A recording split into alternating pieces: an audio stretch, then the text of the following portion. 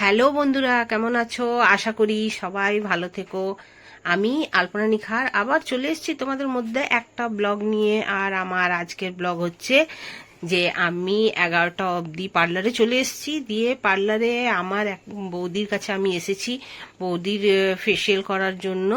দিয়ে বৌদির একটু পুজো করতে দেরি হচ্ছিল। দিয়ে বৌদি বলল, আলপনা তুমি বসো একটু, আর তুমি দেখো এখানে ঘুরো, একটা আমি গাছ লাগিয়েছি দেখো। দিয়ে আমি ওই যে বৌদির গাছটা দেখলাম। দিয়ে বৌদি বলল, যাও ওই দিকে সিঁড়ি আছে, ওখানে ছাদে ঘুরে এসো, ততক্ষণ আমার পুজো হয়ে যাবে। দিয়ে আমি বললাম, বৌদি তাড়াতাড়ি একটু করে দাও, আমার পার্লারে দেরি হয়ে যাবে। ততক্ষণ আমি এই সোফাতে বসে কিছুক্ষণ ওয়েট করলাম।